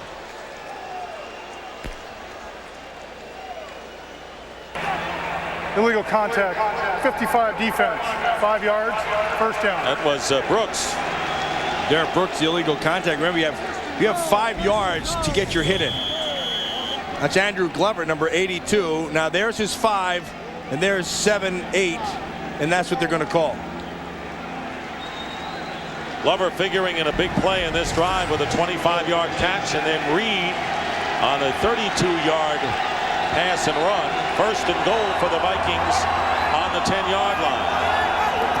Leroy Horde in at running back, and he gets the call, and the power back for the Vikings gets 1 or 2, and Brad Culpepper, the tackle. He's a former Viking, a 10th round draft pick. Well, where they try to run is right behind Randall McDaniel. Now you tell me why. Look at that stance. Now it's been talked about before, but honestly, that is the ugliest stance I've ever seen in the National Football League. Now what goes along with that stance is the reason why you run behind it. Randall McDaniel is as good as it gets in this league, even with that hideous thing he called a stance. 9 straight Pro Bowl selections. Second and goal from the 8. This time Cunningham with a pump fake and a pass, and it's caught by Hunter Goodwin, and he is down to the 2-yard line. And Brian Kelly in on the stop, a gain of 7 yards. More than 5 minutes gone by here in this third quarter. The Vikings threatening, and third and goal coming up. Did you see who just checked in? Randy Moss along with Palmer. Now when Palmer checks in the game, he's got to get your attention. And he's a specialty player, and they put specialty plays in for specialty players. Cunningham 3 for 3 and 3 first downs on third downs. Third and goal, and there's Palmer going in motion, and they fake the pass to him, and the throw for the touchdown, and Jake Reed with his second touchdown catch of the game, and the Vikings have taken their first lead of the game after trailing or been even most of the way. And that play comes to you courtesy of the Viking offensive line. Lots of time to throw for Cunningham. You listen to Terry Bradshaw at halftime of a game and saying Cunningham stays in, you don't bench him. Here's why. Watch the offensive line. Nice job of picking everything up and then just calm, knows what he has to see. Bing, ball comes out at 6. Gary Anderson with the extra point, 75 yards. Cunningham was perfect on this drive as he was in the opening drive, and impressive number, 16 of 18, 258 yards and 2 touchdowns. And Reed has gone over the 100-yard mark in receiving for the first time this year and has caught both Randall Cunningham passes for the score. That's 89% completion. He's on another planet today. Not going to hurt his rating at all. Here's Riddell Anthony running out the kickoff from the end zone. Anthony turning on the Jets. And a fine return brings it on beyond the 30-yard line. A gain of 38 on the kickoff return. We'll be right back. Talked about all the weapons. David Palmer is another weapon. You have Jake Reed up top, Chris Carter in the slot. I want you to watch what happens because you have to be aware of what David Palmer does. Right there, there's the pump to Palmer. Lynch jumps over the top. That clears to the inside. And look what happens, 6 points. So the Tampa Bay Buccaneers trailing for the first time today. And what could be a significant sequence for them. And the pitch is to Warwick Dunn. Dunn maybe a yard on the play. Dixon Edwards, the linebacker, making the tackle with under 9 minutes remaining in the third quarter as Dunn and Ball exchange pleasantries. And literally, those are pleasantries. I know Jerry Ball's not dogging him or anything. He's talking to him nicely. And you see the difference. Jerry Ball's at about 350. And Warwick Dunn is significantly less, let's put it that way. Maybe 50. Second down and 9. Bert Emanuel and Carl Williams are the wide receivers. Over 530 yards, total yards today. Here's the handoff to Warwick Dunn. Did a good job of hiding behind the line and is tackled just shy of the first down by about 2 yards by the free safety Orlando Thomas. Now, I believe this is a really important series for Tampa Bay. Neither defense has stopped anyone today. We've had no punts in this game. Any offense that's gotten the possession have scored. And if this game is going to turn into one of those games, and you can see it's 24-17 shootout time, this thing's monster. And this down right here is a monster. Third down and 2 on the Bucs 40. And they give it to Dunn. And Dunn dives forward, and he may have it. That's Dixon Edwards. That play is completely on Dixon Edwards. Let's see where they spot the ball. I think that's short. He is short. Dixon Edwards played that flawlessly. Not only that, he didn't make any mistakes. They're going to measure. Yeah, watch 59 to the other side. His job is just hold it home. But see how he took this angle? He took the angle because he wasn't going to give him the speed. First down for the Buccaneers. Like I said, it's a first down. Anybody could see that. You know, the difference in the play, look at Warwick Dunn looking right away, wanting to know where that first down is. You see the difference is he finished the play. He knew he couldn't get the angle on Dixon Edwards, so he squared his shoulders and took it straight forward. Beat my eyesight. I didn't think he had it. Well, he didn't make it by much. First down on the 42. Williams in motion toward the line, and the handoff is to Warwick Dunn, and he gets tripped up by Stalin Collinet, who might have saved a big gain on that one play. You know, Dick, we've talked about the offensive line of the Tampa Bay Bucs, and really they've done an excellent job on John Randall inside. Now this is George Diaz, and just going to body position him, and maybe a little bit of holding going on in there. But he does a nice job of riding Randall where he wants to go. One of the keys with John Randall, he gives you so much movement, you don't have to pound him, you just have to stay with him. We have not had any sacks nor turnovers as well as punts in this game. 2nd and 7. But a big rushing day for the Buccaneers, who go to the ground again. And Mike Allstott, head down. Boy, he went through several defenders, including Orlando Thomas, gets the first down and more into Minnesota territory to the 40-yard line. Dick, this was Howie Long, talked about him at halftime. Watch Lorenzo Neal. There's your key right there. Neal takes Ed McDaniel and throws him one way. Allstott just is running where the guys in front of him have made the holes. Watch Neal right there. Bang, nice shot. Then another good job by Dave Moore on Dixon Edwards. That Lorenzo Neal, he'll be on my team any day. That's why they got him to be the blocker for both Dunn and Alstott. First down, they go to Alstott again. And the Vikings trying to chase him from behind, and a pickup of nearly 5 yards. Derek Alexander finally got him. See, that's what separates Alstott from a normal fullback. He's not a fullback. We've talked about this a million times. He's a feature back. Because right there, that little bit of burst and slash is what separates him from a big, lumbering kind of fullback.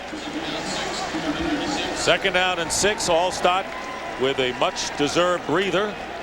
So right now, Lorenzo Neal is the blocking back for Warrick Dunn. The ball is on the Viking 36.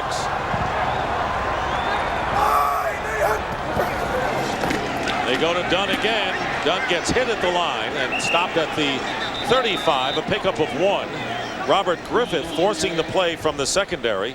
Good play by Griffith, and that will bring up a 3rd and about 5. Anytime you watch a tape of the Minnesota Vikings defense, Robert Griffith always shows up because he's only 200 pounds, not the biggest guy, but he plays like a big guy. He has big boy pads. As he comes 100 miles an hour and is reckless. I love his style of play. 5 interceptions, tied for the NFL lead in that department. Buccaneers 5 of 7. They've been successful on 3rd downs. They need 5 here.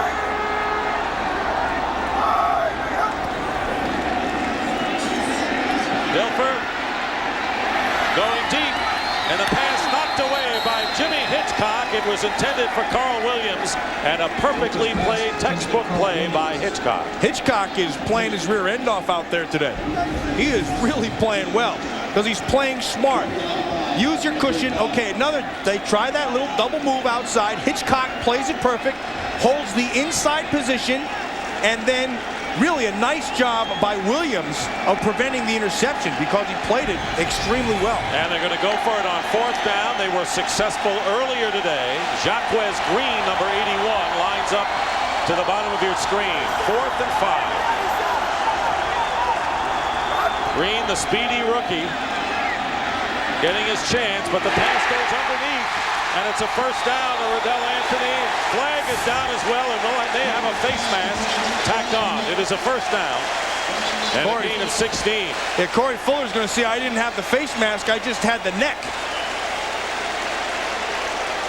But a nice job again. Offensive line, much maligned, I might say, offensive line of Tampa Bay, giving the time to throw. Dilfer picks and chooses wisely underneath, throws the ball where he has to. Now watch the end. Let's see if it's a face mask or a neck. Can't tell really from that angle. Now this one will be definitive. Now to me that looks like it was in the neck, but that knee, see that right knee, the twist, that's more of a problem than the hand up in the face. There's Ron Blum with the call. Personal foul, unnecessary roughness, 27 defense, 15 yards on the end of the run. 1st down. I personally think I disagree with that. I don't like that call because you don't have any intention whatsoever of going over there to do that. You're going over there to make the play, and you don't have time in a split second to say, you know, this is going to be intentional, not intentional, you know, unnecessary, whatever. Your concern is just get the guy down. I don't think they call it because of the intent. I don't think you can measure intent. No, I agree. I think it's the act of what he did. See, that's not unnecessary. To me, if I'm the defensive coordinator, I'm saying that's necessary to bring him down. 1st and goal at the 9 for the Buccaneers after the 16-yard pass play and penalty. Here is Dilfer. Pass to Lorenzo Neal. He's knocked out of bounds. I love it. So Neal figuring and jawing with Fuller. I love Lorenzo Neal. Howie Long will put him on his tough guy list any day of the week because he plays that style. How about today? Oh, by all means. I mean, this is what he's all about. I mean, he's not going to go down. First the ball tries to beat him up, then he tries to beat up Fuller. Just a powerful, mentally tough guy. 2nd and goal at the 6-yard line. 3:15 remaining in the 3rd. Keep it on the ground to Mike Alstott, and Alstott gets to the 5-yard line. So despite the fact that this is a wide open offensive game in many respects, this is a very definitely a physical game the way Tony Dungy had envisioned it. Under 3 minutes to go in the third. The Vikings leading for the first time in the game 24-17. Teams have scored virtually on every possession. We have yet to have a punt in this game. It's been a wide open offensive game and a grueling game. I don't think we're going to get a punt in this series either. Just a hunch. I don't know. Shrewd observation. Thank you. Thank you very much. Third and goal from the 5. Rob Thomas in at wide receiver. And the give is to Warwick Dunn. That'll bring up 4th down. So the Viking defense holds. Right now you hear a little bit of boos and the people aren't understanding why, but here's the reason. They're going to go for it on 4th down, I think, Matt. That one will be, and they are going to. Here comes Allstott on 4th down. This is going to have some major league. You have to wear a, forget it, I won't say it. Well, the Bucs are 2 for 2 in 4th down conversions, and they're going for it on 4th and goal at the 5, trailing by a touchdown. Not looking for the 3. They want the 7 to tie it up. But before that, Tampa Bay calls a timeout. Down. They're perfect so far, but this is the biggest gamble by far for Tony Dungy. 4th and goal at the 5.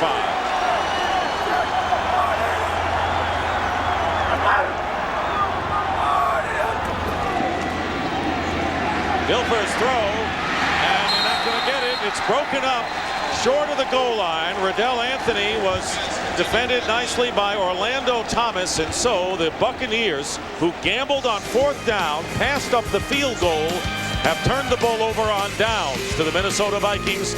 Still a touchdown lead for the Vikings. We'll be right back. 5 to get a touchdown, falls short. It was broken up, and let's see if that took the wind out of the sails of the Buccaneers as the Vikings take over on downs. First down 10 on their 5. He's going to be even more sick when he sees what he had. Randall Cunningham in his own end zone, looking for a receiver, none to be found, and runs it out to about the 7. Patience is what we were talking about with Dilfer. Watch what they do. They're going to come inside. They're going to try to get man-to-man outside on Hitchcock. Right there. Hitchcock bites. The fade is there. There's your 6 points. He tried to come off it too soon, and Dilfer knows it. And he just beats himself up on the sideline. That's just frustration. He's going to be a little bit more mad when he sees that fade was there.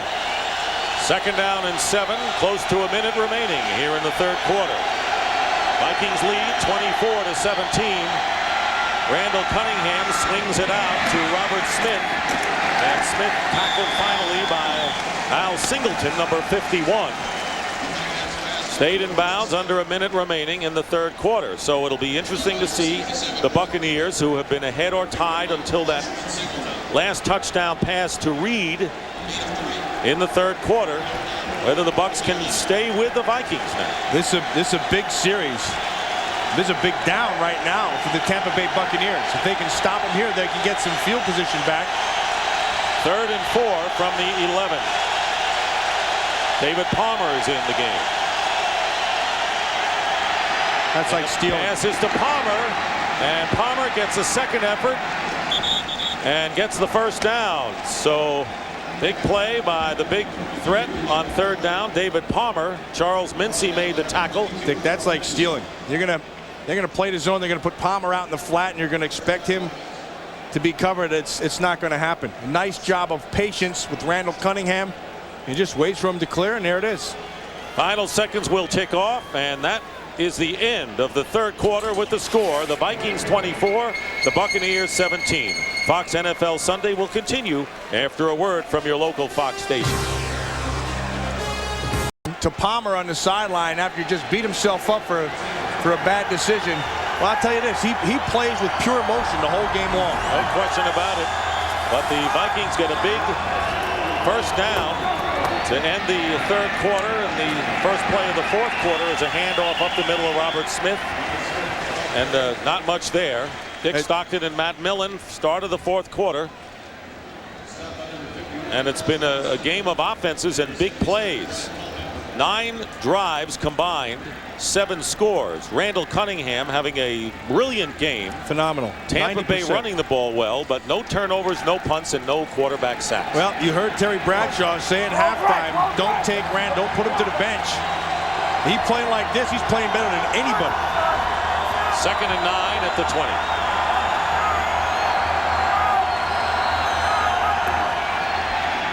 Quick toss. Jake Reed caught at the 25. And of course we have more of the same coming later today. 3 powers in the NFC. The Vikings, of course, undefeated, but the Steve Young-led San Francisco 49ers and Brett Favre guiding the Green Bay Packers in what is always a classic matchup. That's coming up next from Lambeau Field in Green Bay, the second half of our Fox doubleheader. If you love football, you're going to love today. 3rd down and 4. Randy Moss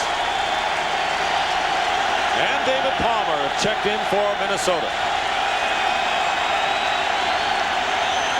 Randall Cunningham wants to get the ball to someone. He's got Carter. Chris Carter. He's got a first down and steps out of bounds, and he posted up as they do in basketball to make the catch. And he did it the right way. Used that big body, fended off a tackle. Really, the tackle was there. And then uses his eyes. Watch, he's against right there. Derek Brooks had a chance. He had to make a decision. But watching the outside, how Randy Moss just uses his body on Floyd Young. You don't have to be anything special. Just give Carter a chance to find that little bit of a crease. First down on the 36.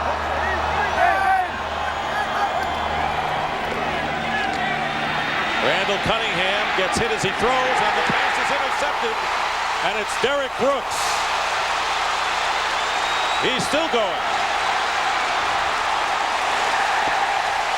And the first turnover of the game. That whole thing was set up by a little bit of a slap on the back of Randall Cunningham by Tyoka Jackson. So Jackson makes the play. Oh, it was Alsherman Singleton, the guy out of Temple. I'm sorry, Alsherman Singleton, perfect job. He made the play because he didn't quit. A valuable lesson for any player watching. Never, ever quit. It's all right to be blocked. It's not all right to stay blocked. That is only the 5th interception of the year by the Bucs. But they're in good field position, to say the least.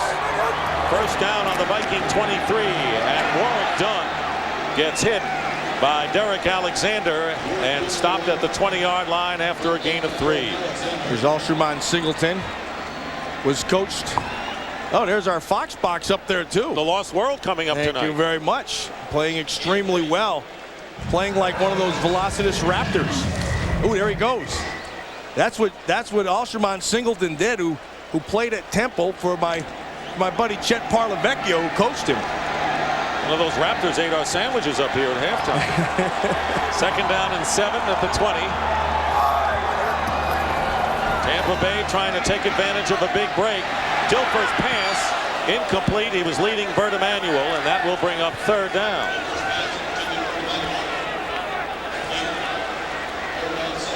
Well, last week the Buccaneers threw the ball 44 times, rushed it only 18. That's not their style. Today, more their style. Yeah, and if I could hand out pats on the back, I'd hand up to that offensive line, because I don't know what they fed them, but whatever they fed them, they should do it every week. They're playing very, very well. It'll be 3rd and 7 from the 20-yard line. Jaquez Green, the rookie from Florida, number 81, in there.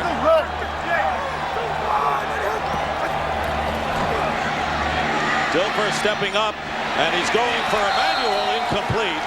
So his target has been Bert Emanuel the last 2 passes. Torian Gray was closest to him, and that will bring up 4th down, and the field goal unit comes on. Well, Bert Emanuel working on the outside, a better throw. I don't know, that'd be a tough throw. That'd be a tough throw, because Fuller was right there, as well as Torian Gray, the safety. And Michael Houston, who connected earlier on a 29-yard field goal, will attempt one here from 38 yards, and they're adjusting the play clock. We have just under 12 minutes remaining in the fourth quarter. So here is Houston trying to bring the Buccaneers closer to the Vikings. And Houston's kick from 38 yards is good, his second of the day. And so the Vikings lead his medium as the Buccaneers take advantage of a turnover and get a field goal from Michael Houston, who kicking off now to David Palmer, returning from the end zone, and Palmer brings it out to the 20-yard line.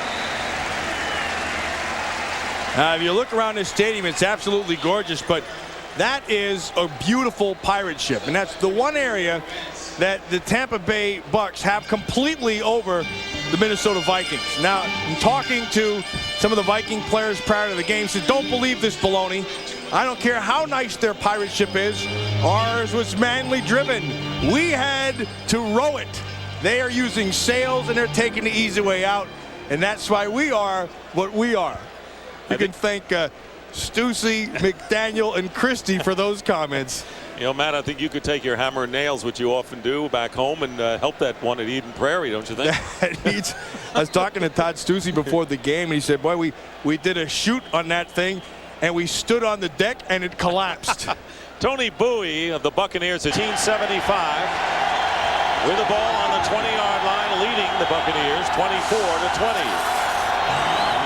Fourth quarter, 11:36 to go, and the handoff is to Robert Smith going outside, and Smith tiptoeing down the line, but went out of bounds at the 31.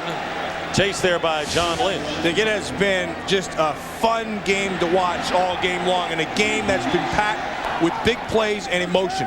When I watch games like this, it lets you know that this is what this league's all about. You're having fun, you're playing hard. It's just fun.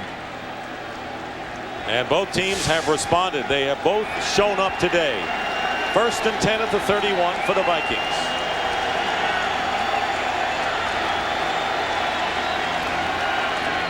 Draw play to Smith, stumbled a bit, and brings it out to the 35 for a short gain. Right now, here's James Brown for an NFL update. Dick and Matt, Giants have drawn within striking distance of the Redskins. Play action here. Cannell, stop and go move run by Ike Hilliard. He beats Darrell Green 21-14. Skins on top at the start of the fourth.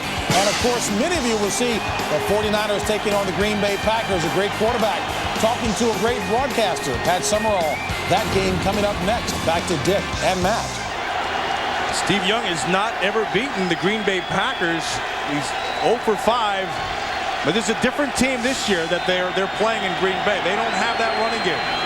2nd and 6, and pressure on Cunningham, and the pass intended for the tight end Andrew Glover incomplete. Speaking of running game, Garrison Hurst gives the 49ers a running threat. Yeah, he gives them a home run threat. It's something that they hadn't had. In fact, last year in the playoff game, he was hurt. And really, my mind, maybe the difference in that football game. Well, now is the time for Monty Kiffin, their defensive coordinator. He's kind of taken the wraps off a little bit. There are times you have to take chances. On that second down, he came with a blitz to set up this third down.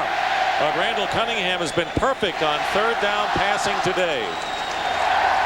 3rd and 6 on the Minnesota 35.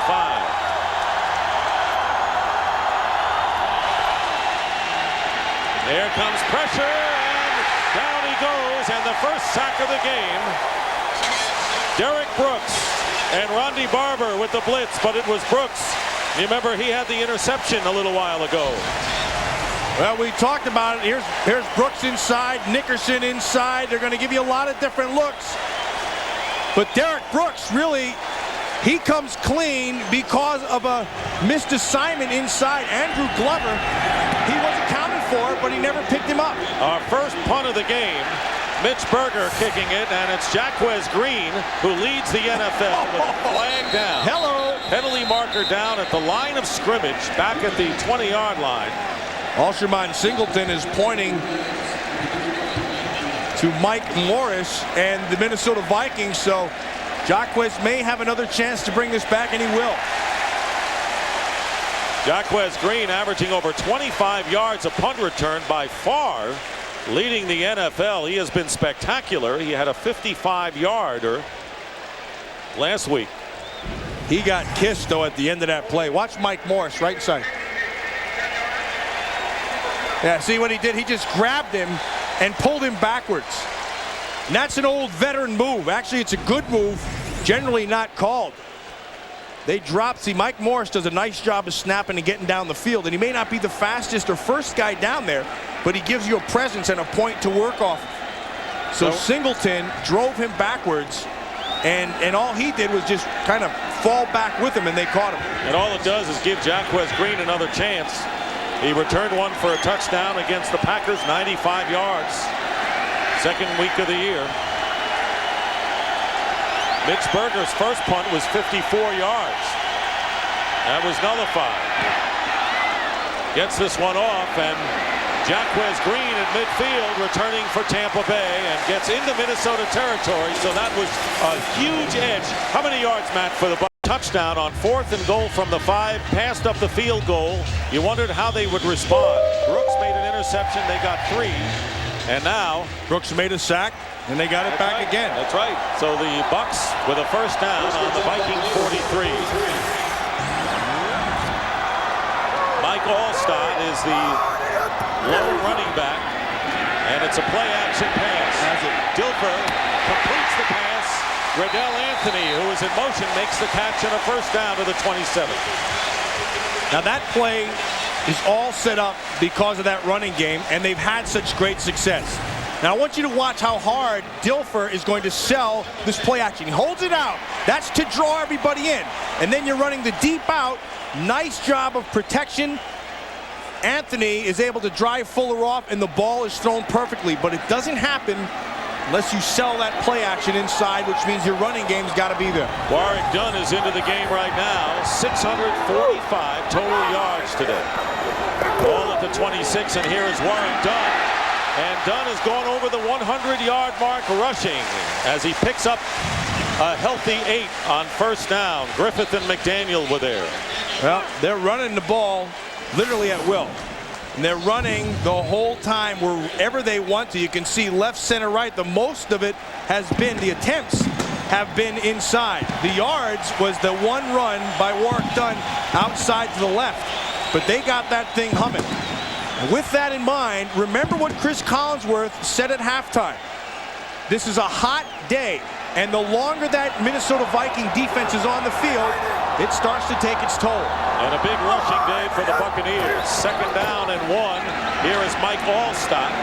Good defense. And he won't get it. Pushed back and may have lost a half a yard. Considering, Matt, that the Bucs gained only 15 yards in the season's opener at Minnesota. Of course, they were behind and had to throw. You saw the difference in last week's rushing output. And there's, you look at Mike Shula, the offensive coordinator. Warwick Dunn having his best day of the year with 106 yards rushing and a score. There's Foch Fazio, the defensive coordinator for Minnesota. Neither defense really has played an outstanding game, but I believe it's because the offenses have they've really stepped up. I agree. Third down and 2, play fake, and on the bootleg, here is Dilfer. He's got the first down.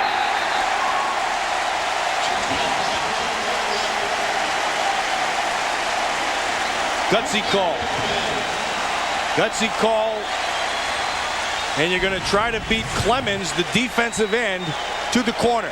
And in order for that to happen, your tight end has to try to body position him. But what he did, he gave him enough so that they got even. And then Dilfer, once he got even, used an angle to get the first down. Ball is on the Viking 15-yard line. The Buccaneers trail the Vikings by 4.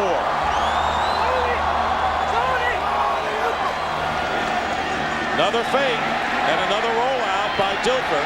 Can't find a receiver, and his pass is tipped. Drop. It is incomplete. Emmanuel on the deflection very nearly had a touchdown catch. Wow. This is the most fun I've had watching a game all season long. Riddell Anthony is coming all the way across. Watch Jimmy Hitchcock staying with his coverage.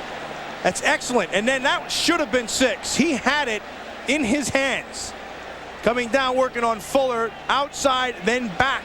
Come back to the ball always. The ball's tipped, and he had it. Nice job by Fuller to get that hand in there just at the end. Second down and 10. There's Bert Emanuel. Split to the right. Running play to Warren Dunn up the middle. Spins his way to the 5 and close to a first down. Nice job by the interior line. Tony Mayberry, Middleton, Diaz, Paul Gruber. They have gotten the job done along with Odom. Watch the inside. Just watch him inside. Hape does a nice job. Allstott does a nice job. Middleton with the block. Work done is one tough little sucker inside. He has a touchdown, 115 yards for his efforts today. It'll be third down and less than a yard. Dunn will come out of the game, so you know they'll have the big people, Neal and Allstott, in there. Ball is at the 6. 3 tight ends, and here is Mike Allstott. First down, touchdown.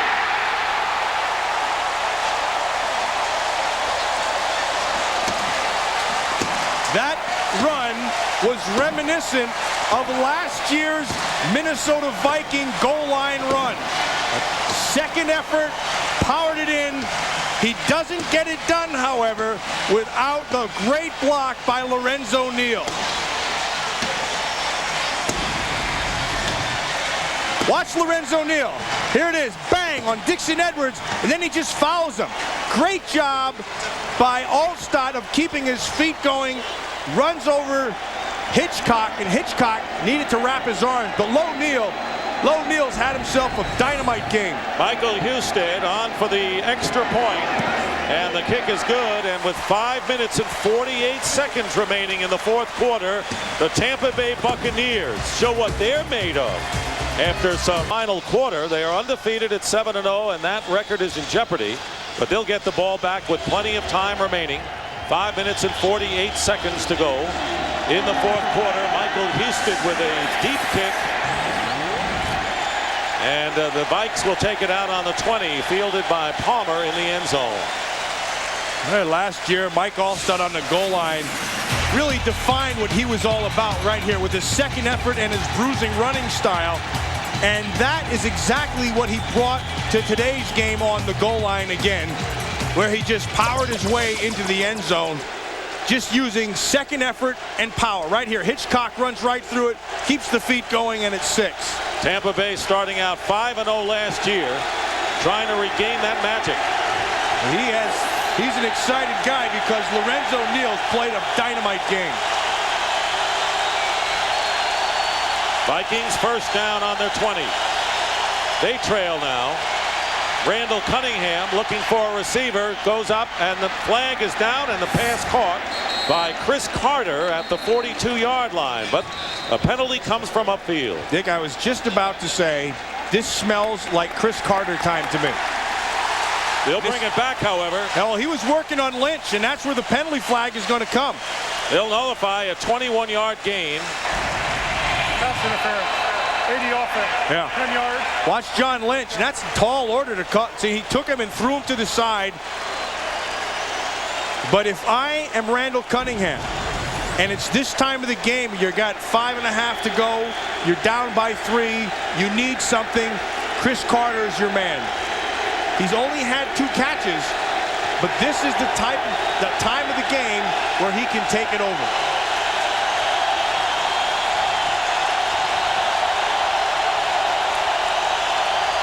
On 1st and 20, Robert Smith stuffed by the Buccaneers, and the crowd can sense that a big stop here could go a long way toward the Buccaneers ending the Vikings' undefeated season.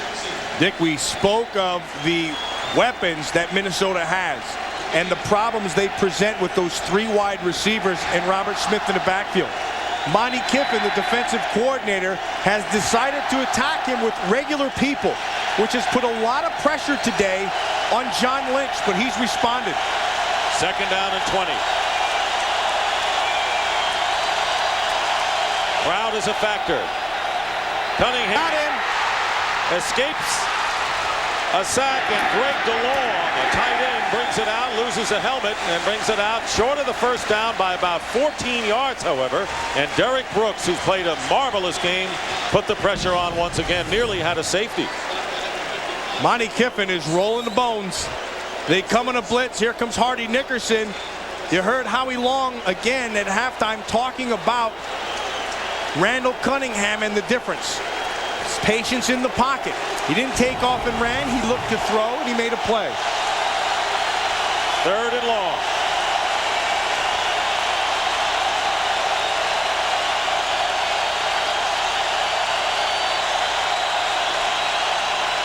Big play for the Vikings.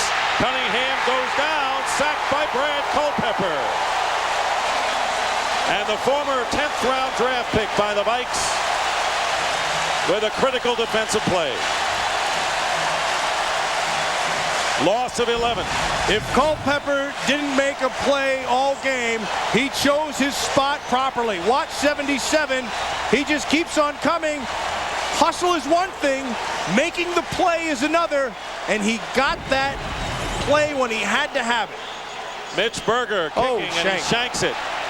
Jaquez Green is downfield, and Green makes a tough catch on a bounding ball, but recovers and brings it to the 45-yard line of the Vikings. Penalty flag is down back at the 12-yard line. Oh, it's going to go against the Tampa Bay Bucs. And if this is a hold, this could be a first down.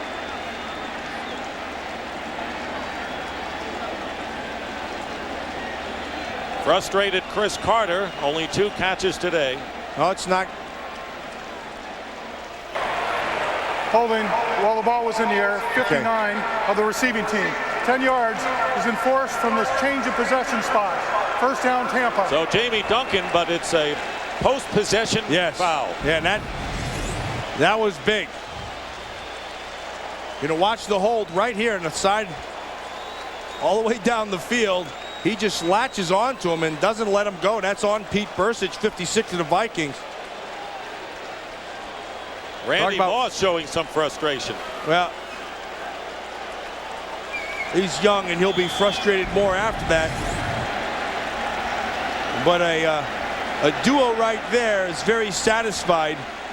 The difference between a good play and a great play is finishing it off. Tony Dungy said, want to see if we can make the play into the 4th quarter, and this he had. 1st and 10. Here is Mike Allstott. Good straight ahead running, and he gets 6 or 7 yards as we have under 3 minutes remaining here in the 4th quarter, and the clock on the Bucs side right now. Dick, we came into this game saying that this offensive line has not played very well at all. And again, after I went and watched, I was not impressed. But today, 200 yards. Look at this. No sacks allowed. They've continued to pound it. Almost 6 yards a carry. They have gotten everything they wanted to get done today. They were able to achieve. 2nd and 2 on the Tampa Bay 46. Hand off to Mike Allstott. Driving toward the first down, and he appears to have it. First down, Tampa Bay, just short of midfield. Today, Mike Allstott and Lorenzo Neal have been joined at the hip. 2-minute warning.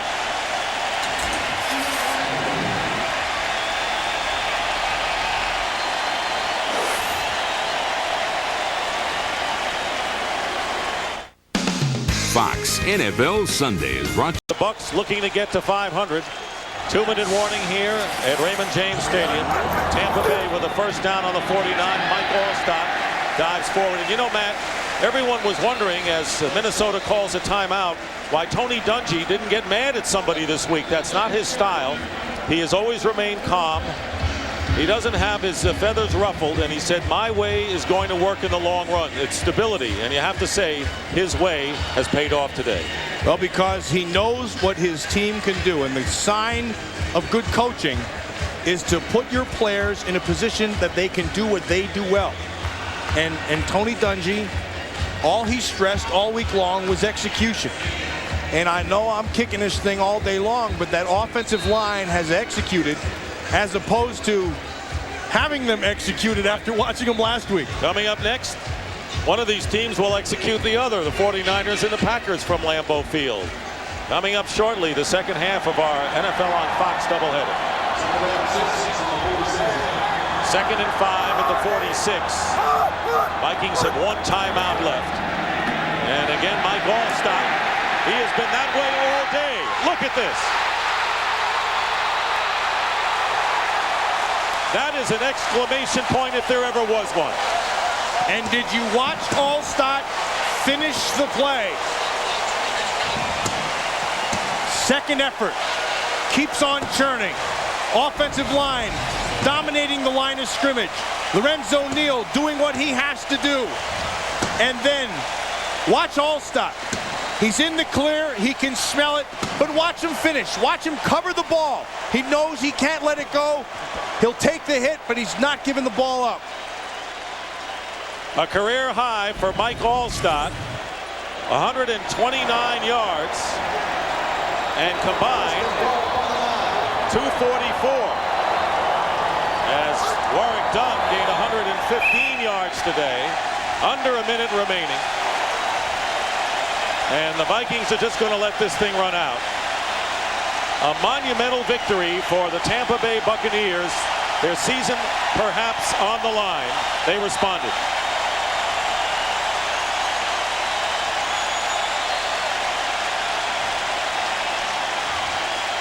Dennis Green's Minnesota Vikings will taste defeat for the first time this year. They'll go to 7-1. And the Buccaneers will get back to 500 and remain undefeated here in their new Raymond James Stadium at 4-0. But Mike Allstott, career high 128 yards. And Warrick Dunn 115 today. And of course the offensive line that Matt's been talking about throughout the afternoon. Hand out game balls to Warrick Dunn for the big play that they needed. To the offensive line for the consistency that they lacked. To Lorenzo Neal for the toughness that they hadn't had, and to Mike Allstott for the hammer that they had to get done. So the Tampa Bay Buccaneers get the go-ahead touchdown in the 4th quarter. Mike Allstott, and have ended the 7-game winning streak of the Minnesota Vikings. The final score, the Buccaneers 27 and the Vikings 24. So updating the NFC Central standings. The Vikings are now 7-1 with the Packers pleased with that outcome in their game with the 49ers coming up, and the Buccaneers 4-4 on the year in 3rd place and a huge win. Right now let's go down to the field and Chip Carter. Chip. Thanks a lot, Dick. We're kind of working our way up to Trent Dilfer right now, who's still getting congratulations from the Minnesota Vikings. Trent, what went right for you this afternoon? Why was your offense clicking like this? You know, we came out, we wanted to be physical, we wanted to make plays. We knew we had it in us. This group probably pulled together as much as I've ever seen a group pull together this week. We decided we're going to really enjoy playing with one another and have fun.